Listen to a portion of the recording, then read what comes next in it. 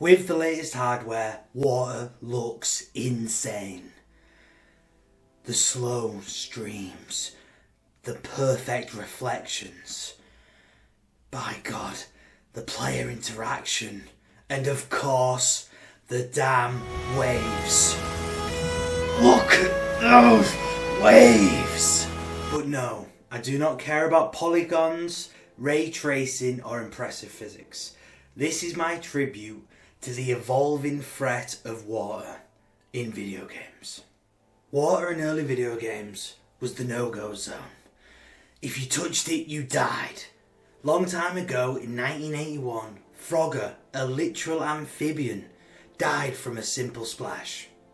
And a year later, in Pitfall, you swung over puddles. What happened to a little bit of water didn't hurt you. Water was simply used as an obstacle in earlier games. It meant developers could make acute platforming that required precision. I know what you're thinking, it's boring.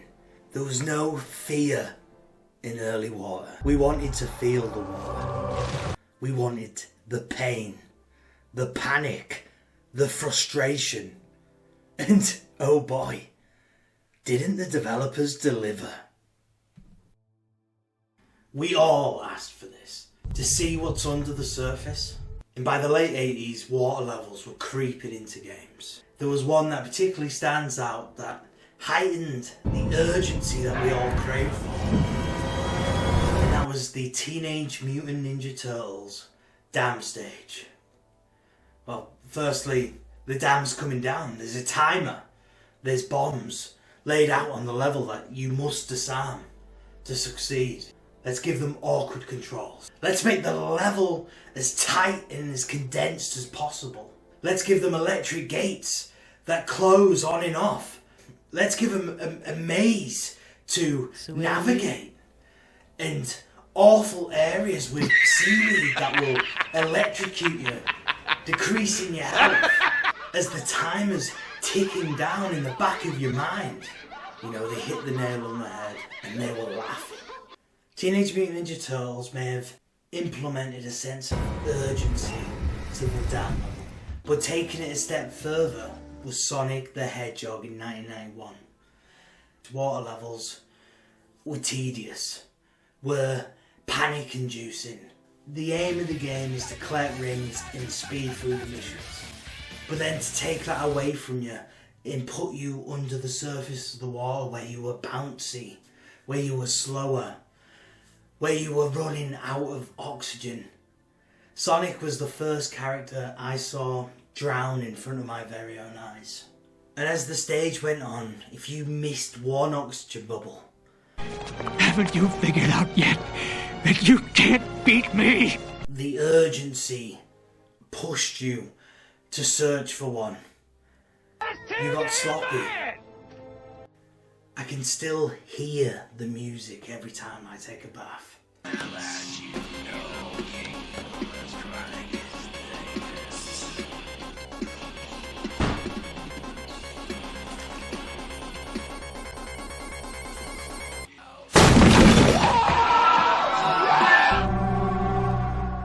hated it. Every time you saw water, you just didn't want it to rise. You didn't want to go under. Where every time out of the water, you felt in control. But as soon as the blue surpassed you on screen, it all changes. The magnitude of danger multiplied. Finally, water was taking shape. Or at least, the threat of water in video games. We are far beyond the one-touch instant. Well, a little rain never hurt anybody. Yeah, but a lot can kill you. We are now becoming submerged. But I still feel we were missing a piece of the puzzle. What are your thoughts on open bodies of water? How do you feel when you enter the ocean? You know, you're in the shallows and you wade through those waves. You keep going. Look down and the bottom's almost unseeable. I'm not gonna lie to you, it kinda sucks. In the 90s, games began entering the 3D realm. water now has volume, it has depth. And I think a series of games in the 90s that capture, or the closest to capturing that fear that you get when you enter a body of water, is the Tomb Raider franchise. So yeah, let's give the players mazes to traverse. So where are we? Let's give them puzzles, let's give them levers.